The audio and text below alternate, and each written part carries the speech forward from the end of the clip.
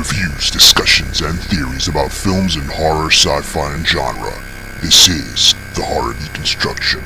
Like, share, and subscribe to hear more. What's up, everybody? It's The Horror Deconstruction. You can find us on Instagram, Facebook, but most likely on YouTube. Give us a like, share, and subscribe. Hit that bell icon. Hit that thumbs up. Let people know that you like the show.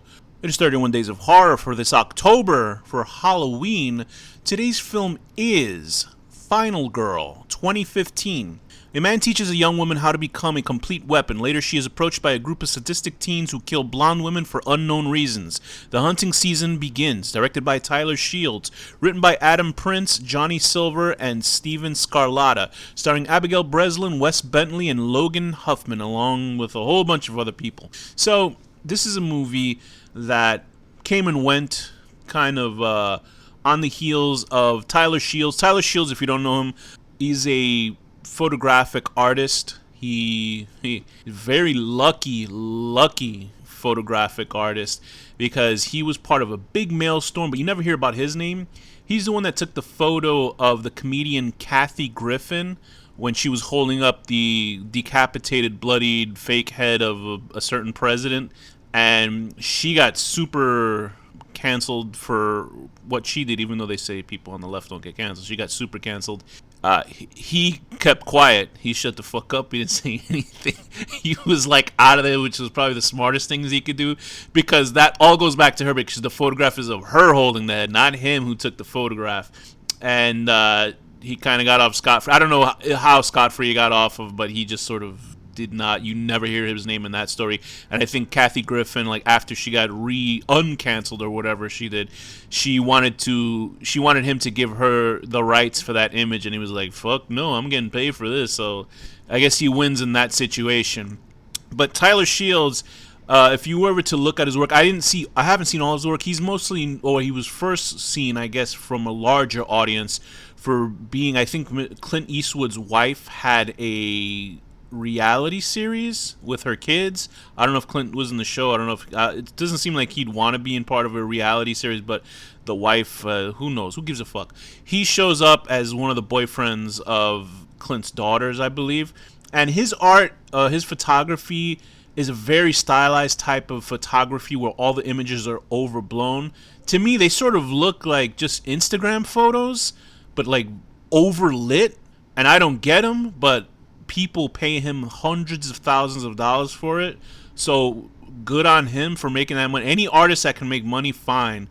I even know people that, I don't know them personally, but I've heard of people that just rip up trash bags and they put them on walls and they get into shows. Me, I can't even get people looking at me on Instagram. So good for Tyler Shields for making himself known as an artist, because if you're a successful artist, then good for you. As long as you're not predatory or fucked up, and you can make art that makes people talk, because people are the ones that make art interesting. Tyler Shields made it interesting. But I will give this the thing.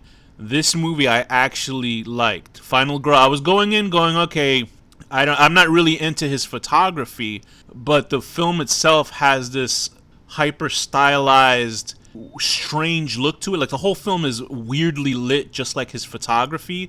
So at least going in visually how it's gonna look. And I actually appreciated that the film looked like the photography. So for the photography, that doesn't work for me, but as a movie, it actually works, because there's a sort of dreamlike, bizarre, like it feels like the whole world is empty except for these characters that exist in the storyline.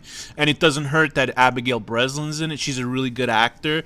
Obviously, she started out as a child actress, and she sort of has been constantly working. Little Miss Sunshine was, I think, the breakout role for her as a child. It's a pretty solid little indie feature about a young girl and her family trying to get into a talent show. It's really fun. It's a cute movie, and it has a really good dramatic turn by the guy from The Office. I don't know why I'm not thinking of that actor's name.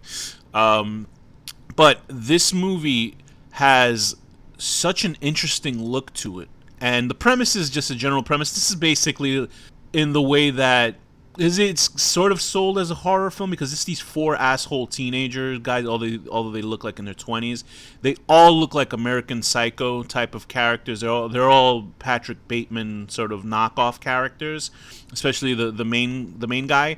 And what they do is they sleep with girls, and then they play a game by luring the girl out into the woods where all four of the guys will hunt them down and kill them. And this movie is a systematic telling of You're Next, basically. It's like You're Next, where this girl who is sent in as some sort of weird operative because you don't know what the hell she's doing. Abigail Breslin, as long as Wes Bentley. Wes Bentley is another good actor that should be in a lot more things. He has a very unique look to his face. He has these very piercing eyes. Where he's mostly an American Horror Story, which is like, this guy should be in a lot of bigger things than that. I was gonna say not that American Horror Story is bad, but it's pretty bad from the recent seasons that I've seen. But he's like her handler, and he's the one who tells her what the jobs are to do with this and that. So it's a weird hybrid of an espionage film, teenage slasher movie, and art house. It works. For me, it works at least. I thought it was such an interesting movie in how it looks. The biggest selling point is the look of the film. It's not how... and it's directed fine. Like, everything kind of moves at a pace that it should. And it doesn't drag itself. Say like a Nicholas Winding Refn is an art house director and he lets scenes drag on forever with no payoff. And it doesn't seem like this film drags off like that. And I like the interaction between Wes Bentley and Abigail Breslin's characters. Like, they're just...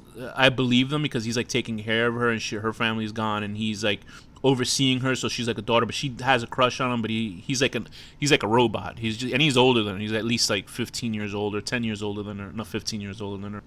But I like their interactions. It feels very homely for the kind of shit that they have to do. So he sends her in to systematically snuff out all these guys. I don't know why this sort of certain espionage is happening. If this is like a government thing that knows these four people, they could just call cops and be like, listen, these four assholes are killing girls in the woods. Like, this is a problem. I don't know, you gotta send like a woman.